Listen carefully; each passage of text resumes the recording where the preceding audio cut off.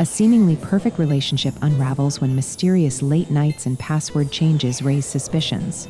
What follows is a devastating journey through betrayal that doesn't end with the first heartbreak. After a dramatic confrontation at a hotel lobby, our narrator rebuilds through fitness only to face an unbelievable twist. A second betrayal that will test everything they've learned about trust, strength, and ultimately finding peace within themselves. Before we dive deeper into this heartbreaking story, I want to welcome you all to X by X Confidential, where we share stories of relationship challenges and personal triumph. I want to take a moment to thank each and every one of you for the incredible support you've shown this channel.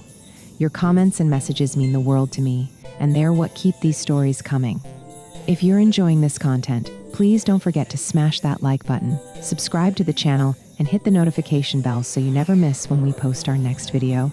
Now, let's get back to today's powerful story of betrayal and ultimate self-discovery. Using a burner account for obvious reasons. I never thought I'd be posting here, but I need to get this off my chest. I live in a small town in northern Michigan where everyone knows everyone's business. That's why I kept my suspicions to myself at first. My partner of 6 years started working late 3 months ago. At first, I didn't think much of it. The busy season at their office means longer hours. But then I noticed the little changes. The phone that used to sit face up on the table was now always face down. The sudden password changes on all accounts. The way they'd step outside to take calls, claiming it was work stuff even at 10 p.m. on weekends. The new clothes and haircut they didn't bother to mention to me.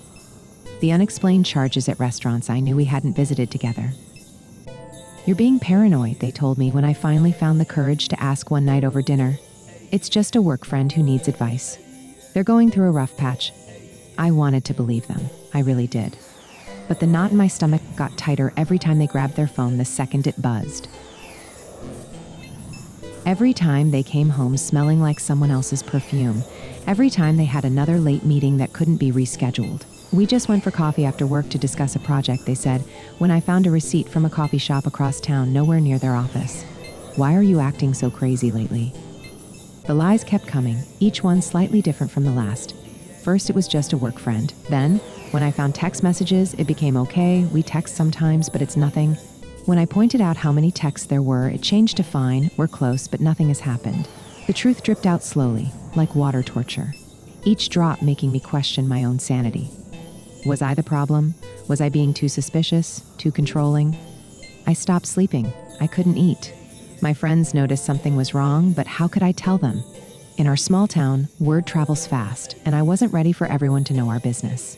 Then came the night my partner claimed they needed to attend an overnight conference 3 towns over. I nodded and said I understood. But when they left, I checked their work calendar I still had access to. No conference, nothing. That night, I sat alone in our house staring at the walls, my thoughts racing. The person I'd built a life with for 6 years was lying to my face, and not even doing a good job of it anymore. Like they didn't care enough to create believable lies. I spent hours reading old messages I'd found, piecing together timelines, discovering this hadn't started 3 months ago as I'd thought. The signs had been there for nearly a year of lies, a year of me being made to feel crazy for my suspicions. My chest felt hollow, like someone had scooped out everything inside me with a rusty spoon. The future we'd planned together, the house renovations, the trip to Europe next summer, maybe even starting a family someday, all of it felt like it was built on quicksand. I decided then that I needed to know for sure. No more guessing, no more trickle truth where I only got pieces of the story when backed into a corner. I needed to see for myself. The next conference came 2 weeks later. This time, I was ready. I told my partner I was visiting my sister for the weekend, but instead, I waited in my car down the street. When they left our house, I followed at a safe distance. My hands shook on the steering wheel as I trailed them through town, past the office, into a neighborhood I'd never visited. They pulled into the parking lot of a mid-range hotel, not fancy, but nicer than what you'd book for just a work event. My stomach dropped when I saw another car pull in minutes later. A car I recognized from work functions, their work friend. I sat frozen, watching them walk inside together. They didn't even look around to check if anyone was watching. They felt that safe in their lies. 20 minutes passed as I sat there, trying to breathe. Part of me wanted to drive away, pretend I never saw this. Go back to the lies because at least then I could pretend we still had a future. But a stronger part of me needed this to end. The hotel lobby was quiet when I walked in. A bored desk clerk looked up, then back down at their phone. I spotted my partner and their friend sitting in the lobby bar, heads close together, hands touching on the table. "So, how's the conference going?" I asked, my voice surprisingly steady as I approached their table. The look on their face, I'll never forget it. Shock, then fear, then something worse, resignation, like they were almost relieved to be caught. "What are you doing here?" they stammered, pulling their hand away too late. Apparently uncovering the truth you couldn't be bothered to tell me. My voice rose with each word. "A year? You've been lying to me for a year?" The work friend tried to slink away, but I wasn't having it. "No, you stay right here. You're part of this too." People were staring now. The bartender looked uncomfortable. "Good. Let them all see." "It's not what you think," my partner tried weakly. "Really? Because I think you're having an affair. I think you've been lying to my face for months. I think you made me feel crazy for suspecting exactly what was happening." My voice echoed in the suddenly quiet lobby. The desk clerk was pretending very hard to look at something on their computer. "It only happened a few times," they said, as if that made it better. "It didn't mean anything. If it didn't mean anything, why risk everything we built? Why lie to me daily? Why make me feel like I was losing my mind?" Their work friend finally spoke up. "I should go. This is between you two." "No, this involved you the moment you decided to sleep with someone in a relationship," I shot back. "Did you know about me? Or was that part of the lie too?" The awkward glance between them told me everything. I walked out of that hotel with my head high, though inside I was crumbling. I heard my partner calling after me, but I didn't turn around. In the car, the tears finally came, hot and fast. I drove to my actual sister's house, where I collapsed into her arms and told her everything. The next few weeks were a blur. Moving out while my partner was at work, blocking their number after the 100th text message begging for another chance, finding a small apartment on the other side of town, explaining to friends why we suddenly weren't together anymore. The worst part wasn't even the betrayal. It was the realization that I'd spent a year of my life being manipulated, questioning my own instincts, while the person who claimed to love me watched me suffer and said nothing. They say living well is the best revenge, but at first I just wanted to survive. Each morning was a battle to get out of bed.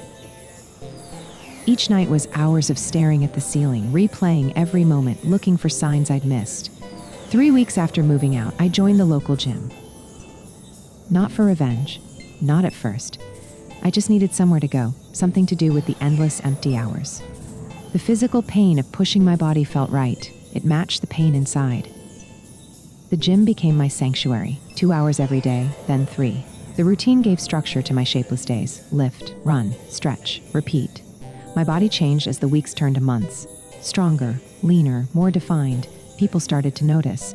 But more importantly, I started to notice myself again.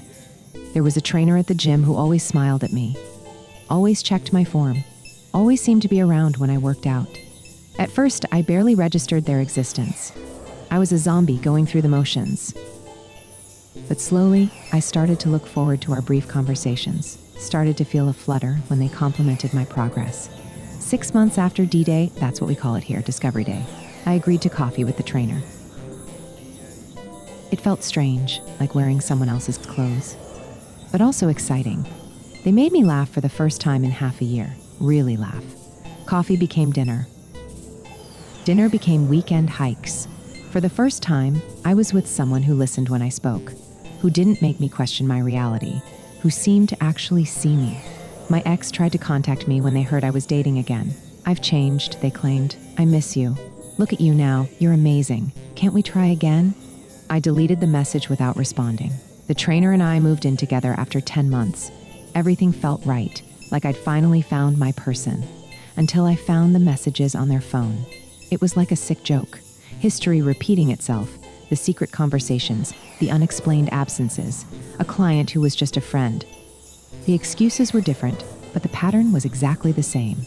This time, though, I didn't wait. Didn't spend months in denial, didn't let myself be fed lies in small, digestible pieces. I confronted them immediately, calmly laying out what I'd found. They tried the same tactics my ex had: deny, minimize, blame me for looking at their phone. But I was immune now. I packed my bags that same day. No dramatic hotel confrontation, no public scene, just a clean break. Standing in my own apartment again felt different this time. Not like failure, but like freedom. The gym remained my constant, But now it wasn't about revenge or distraction. It was about strength. Not just physical, but emotional too. I ran into my ex at the grocery store last week. They looked tired, older. They tried to talk to me, eyes lingering on the muscles I'd built, the confidence I now wore like armor. I smiled politely and kept walking, not out of anger, but because I had nothing left to say. The betrayals hurt, both of them. But they taught me something too. I'm stronger than I thought. I know what I deserve now. And I'd rather be alone than go back to questioning my worth, my sanity, my instincts. This wasn't the life I planned. But standing in my own space in my stronger body, with my clearer mind, I finally recognize myself again. And that's something no one can take away. Thank you all so much for listening to this powerful story of betrayal and recovery. I hope it resonated with some of you who might be going through similar situations. Remember, sometimes the greatest strength comes from our deepest pain. If you found value in this story, please take a moment to hit that like button, subscribe to X by X Confidential, and don't forget to ring that notification bell to stay updated on all our future content. I'd love to hear your thoughts in the comments below. Have you ever experienced a betrayal that ultimately led to positive change in your life? How did you handle it? Your stories help build this amazing community. Until next time, take care of yourselves.